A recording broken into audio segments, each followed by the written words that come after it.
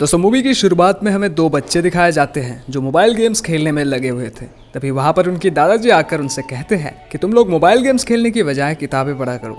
और ऐसा कहकर वो एक किताब खोलते हैं जिसकी कहानियां उन बच्चों की माता पिता को बहुत पसंद थी। फिर वो उस किताब में लिखी कहानी को पढ़ना शुरू करते हैं जो एक जादूगर एबॉट और उसके पेट रूफोस के बारे में था। दादाजी बताते हैं कि एबॉट की जादुई दुनिया खत्म हो रहा है, जिसे बचाने के लिए वो पृथ्वी पर रूफोस के साथ आया। लेकिन उनके पीछे पीछे लिलित नाम के एक चुड़ैल भी आती है जिसे एबॉट की जादुई किताब चाहिए। यहाँ हम देखते हैं कि एबॉट अपनी दुनिया से इंसानी दुनिया में आने के लिए एक पोर्टल खोला है जो एक कमरे में जाकर खुला है। पर वहाँ पर लिलित के आ जाने से दोनों के बीच में जादुई लड़ाई शुरू हो जाता है, जहाँ शुरू में एबॉट लिलित पर भारी पड़ता है, लेकिन मौका देखकर लिलित एबॉट पर काफी शक्तिशाली वार करती है, जो लगने की वजह से एबॉट एक पोर्टल के अंदर खींचा चला जाता है। लेकिन पोर्टल के अंदर जाने से पहले वो लिलित की जादू को लॉक कर देता है। वही इन सब के बीच में एबॉट का जादुई लॉकेट उसी कमरे में गिर जाता है, जिसे लिलित ढूंढने की बहुत कोशिश करती है, पर वो उसे नहीं मिलता क्योंकि एबॉट के पेट रूफोस ने उसे अपने पास रख लिया था और वो अब भी इस कमरे में छुपा हुआ था। अब उस घर के मालकिन वहाँ पर आ जाने से पास ही के कमरे में लिलित छुप जाती है।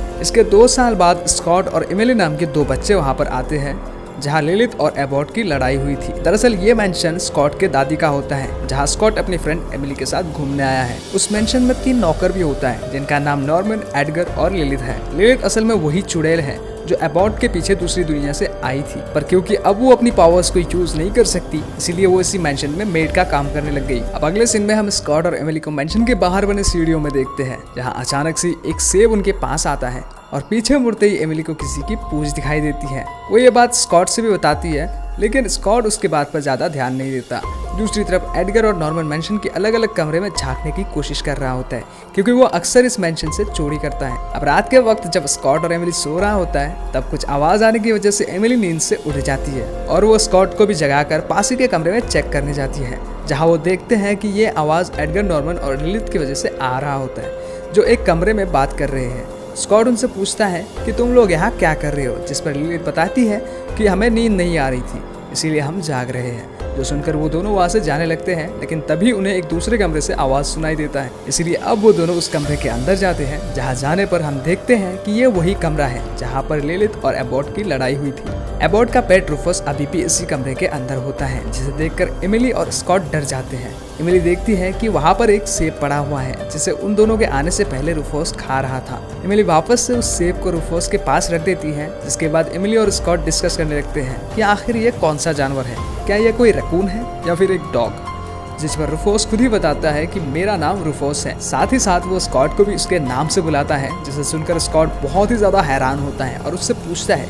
कि तुम्हें मेरा नाम कैसे पता, जिसके जवाब में रूफोस बताता है कि मुझे तुम्हारे दादाजी ने बताया था कि तुम ही मेरी मदद कर सकते हो, लेकिन अब वो इस दुनिया में नहीं है। इसके बाद रूफोस उन्हें सारी बातें समझाता है कि वो एबॉट के साथ दूसरी दुनिया से यहाँ मैजिकल डस्ट लेने आया था, ताकि वो उस मैजिकल डस्ट की मदद से अपनी दुनिया को बचा सके, जो किसी अनजान कारण से खत्म हो रहा है।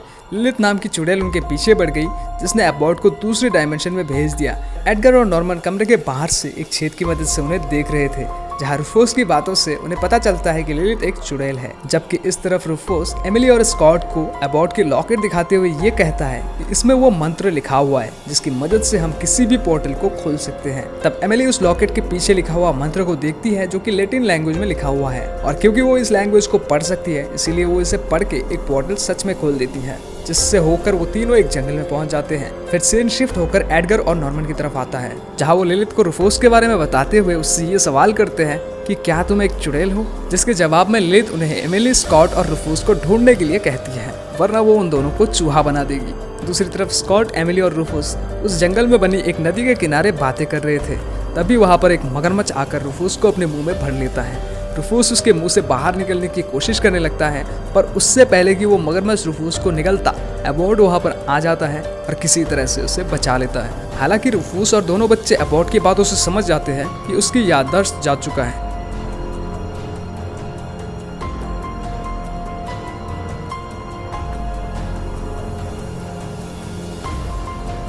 लेकिन वो अब भी पूरी तरह से अपना जादू नहीं कर पा रहा था। फिर एबॉट से उसकी जादुई किताब के बारे में पूछने पर वो बताता है कि उससे बस इतना याद है कि उसने अपने लॉकेट से ये कहा था कि इस जादुई किताब को वहाँ पहुँचा दे जहाँ इस किताब की सही जगह है। जो सुनकर दोनों बच्चे समझ जाते हैं कि अबॉट की जादुई किताब लाइब्रेरी में होगी, क्योंकि सभी किताब की सही जगह लाइब्रेरी में ही होती है। इसीलिए वो लोग तुरंत रूफूस को एक ट्रॉली में डालकर लाइब्रेरी जाने के लिए एक पोर्टल खोलते हैं, जहाँ एक जगह उन्हें वो जादुई किताब मिल जाता है। और क्योंकि वो सभी बाकी किताबों से अलग है, इसलिए उसे लाइब्रेरी के बीचों बीच सुरक्षित तरीके से रखा गया था। अबॉट अब वहाँ से उस किताब को उठाकर दूसरी किताब को रख देते हैं और ऐसा करने से वहाँ पर अलार्म बजना शुरू हो जाता है, जिसकी वजह से लाइब्रेरी में बैठे सभी लोग इधर उधर भागने लगते हैं। और फिर इसी अफरा तफरी में अबॉट के हाथों से उसकी किताब और लॉकेट गिर जाता है, लेकिन वो लोग उस किताब और लॉकेट को किसी तरह से दोबारा हासिल करके पोर्टल की मदद से मेंशन में लौट आते हैं। मेंशन में वापस आकर अबॉट उस किताब से मैजिकल डस्ट बनाने के तरीके को पढ़ने लगता है, जिसके लिए उन्हें 4 चीजों की जरूरत है, जिसमें से पहली चीज है डायनासोर की हड्डी।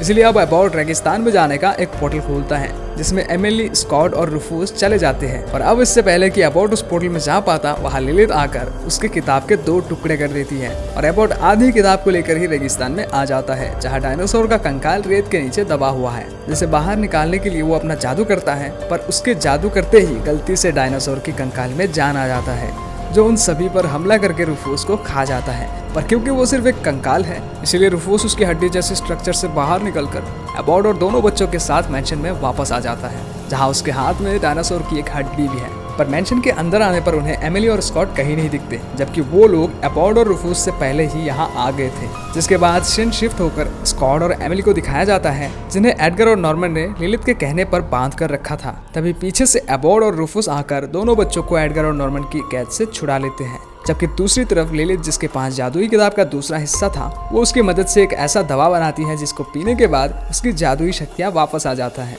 इधर अबॉट और उसके साथी दूसरे पोर्टल की मदद से एक विशालकाय पेड़ के सामने जाते हैं, जहां उन्हें पेड़ की छाल चाहिए जिस पर धूप पड़ रही हो। अब रूफूस उस पेड़ पर चढ़कर उसके छाल को निकालकर जैसे ही वापस आने लगता है, वैसे ही एक विशालकाय उल्लू उसे पकड़कर हवा में उठा लेता है, जो देखकर अबॉट कोई जादुई मंत्र पढ़ता है और उस मंत्र की वजह से रूफूस की जान बच जाता है। वही अब उन्हें मैजिकल डस्ट बनाने के लिए जो 4 चीजों की जरूरत थी, उनमें से 2 चीजें उन्हें मिल चुका है। इसलिए वो तीसरी चीज, जो कि एक ज्वालामुखी का टुकड़ा है, उसे लेने के लिए ज्वालामुखी के पास जाने वाले थे। लेकिन वहां जाने से पहले उनका सामना लिलिथ, नॉर्मन और एडगर से होता है, जहां अबॉट बड़ी ही आसानी से उन तीनों को हराते हुए पोर्टल की मदद से ज्वालामुखी तक पहुंच जाते हैं। दूसरी तरफ लिलिथ गुस्से में एडगर और नॉर्मन को चूहा बनाकर खुद भी उस ज्वालामुखी के पास आ जाती है, जहां वो अबॉट के ऊपर हमला करके उसकी जादुई किताब का आधा हिस्सा ले लेती है और लॉकेट को गिराकर एक ड्रैगन को जिंदा कर देती है, जो उसी ज्वालामुखी से बना होता है। जिसके बाद लिलिथ कमजोर पड़ चुका अबॉट पर कई वार करके उसे बेहोश कर देती है।